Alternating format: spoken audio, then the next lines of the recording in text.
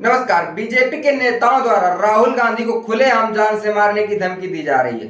Delhi BJP नेता और पूर्व विधायक तरविंदर सिंह मरवाह ने कल प्रदर्शन के दौरान कहा कि राहुल गांधी बाज आ जा, नहीं तो तेरा भी वही हाल होगा जो तेरी दादी का हुआ था। राहुल गांधी बाज आ जा, नहीं तो आने वाले टाइम में तेरा भी वो हाल होगा राहुल गांधी जो तेरे दादी का हाल है। लेकिन बीजेपी इस मामले को लेकर बिल्कुल चुप है और ना ही कोई प्रतिक्रिया दी है। बीजेपी का यह नेता खुलेआम इस देश के नेता प्रतिपक्ष को जान से मारने की धमकी दे रहा है। यह बात किस लिए बोली गई है? क्योंकि राहुल गांधी इन दिनों अमेरिका के दौरे पर है और एक भाषण के दौरान राहुल गांधी ने खुले शब्दों में कहा कि भारत में सिख समुदाय के बीच इस बात की कड़ी चिंता है कि उन्हें पगड़ी कड़ा पहनने की इजाजत दी जाएगी या नहीं। आपने देखा हाल ही में कांवड़ यात्रा के समय कैसे मुसलमानों को प्रताड़ित किया जा रहा था। राहुल गांधी आगे कहते हैं क्या वे गुरुद्वारे जा सकेंगे? यह चिंता सिर्फ सिखों की नहीं बल्कि सभी धर्मों की है। इसी बयान को लेकर भाजपा के नेता कांग्रेस पर हमलावर हैं। दूसरा एक और बयान राहुल गांधी ने दिया था जिसकी वजह से बीजेपी के लोग राहुल गांधी के बयान को तोड़ मरोड़ के पेश कर रहे हैं।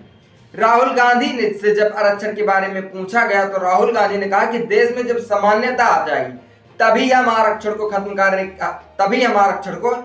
करने के बारे में सोच सकते हैं, उससे पहले हम सोच भी नहीं सकते। उसके बाद भारतीय जनता पार्टी के लोग इस बयान को तोड़ मरोड़ के चलाना चालू कर देते हैं। इस मामले को लेकर अखिलेश यादव ने तो कुछ नहीं बोला, लेकिन योगी आदित्यनाथ ने राहुल गांधी से कई कड़े शब्दों का उपयोग करते हुए सवाल किया। योगी आदित्यनाथ का कहना था कि कांग्रेस की ओर राहुल गांधी भारत विरोधी अलगाववादी समूह के नेता बनने की ओर अग्रसर हैं। इनका एकमात्र लक्ष्य भारत की एकता, अखंडता और सामाजिक समरसता को छिन्न भिन्न करके देश को गृह युद्ध की ओर ढकेलना है। राष्ट्र विरोधी नेशनल कॉन्फ्रेंस के साथ गठबंधन करने वाली और पिछड़ों के आरक्षण में सेंधमारी कर उनका बड़ा हिस्सा मुसलमानों को सौंपने वाली कांग्रेस की ओर जब देश से आरक्षण को समाप्त करने का कुचक्र रच रहे हैं।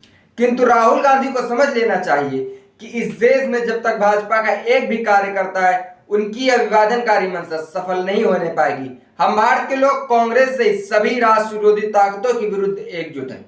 फिलहाल अगर आप गौर से देखें तो राहुल गांधी के भाषण में ऐसा कुछ नहीं था जिस तरीके से बीजेपी के लोग इस भाषण को तोड़ मरोड़ के पेश कर रहे हैं। जिस तरीके से योगी आदित्यनाथ को आरक्षण को लेकर हमला बोला गया है, अगर योगी आदित्यनाथ की वेबसाइट पे आप जाएंगे तो आरक्षण विरोधी योगी आदित्यनाथ का चेहरा आपको देखने को मिलेगा। योगी आदित्यनाथ की वेबसाइट पे जो योगी आदित्यनाथ.in है उस पे एक लेख है जिस लेख में लिखा हुआ है आरक्षण की आग में सुलगता हुआ भारत। जब आप उस लेख को पढ़ेंगे तो उसमें निकम्मापन, नकारापन ऐसे शब्दों का उपयोग किया गया है। अभी हाल ही में आप लोगों ने देखा होगा 69,000 शिक्षक भर्ती में कैसे योगी आदित्यनाथ की सरकार ने घोटाला किया। उसके बाद छात्राओं ने और युवाओं ने और टीचरों ने प्रदर्शन किया। यह मामला सुप्रीम कोर्ट गया, सुप्रीम कोर्ट में इसे खारिज कर दिया गया। लेकिन सुप्रीम कोर्ट जाने से पहले यह मामला हाई कोर्ट भी गया था और हाई कोर्ट ने इस मामले पर मोहर लगा दी थी और सरकार को चेतावनी दी कि सुचारू रूप से दोबारा इसकी प्रक्रिया की जाए। लेकिन ये लोग इस मामले को सुप्रीम कोर्ट लेके चले गए। तो आरक्षण विरोधी बातें कौन कर रहा है ये बात आपको जान लेनी चाहिए। अगर आप राहुल गांधी के भाषण को देखेंगे तो उस भाषण में ऐसा कुछ नहीं है जैसे बीजेपी के लोग पेश कर रहे हैं। राहुल गांधी के इस भाषण को लेकर आपका क्या मानना है? क्या सामान्यता की बात करना आरक्षण विरोधी है? इस बात का जवाब कमेंट बॉक्स में कमेंट करके जरूर दें। देखते रहिए हाल चाल। जय हिंद।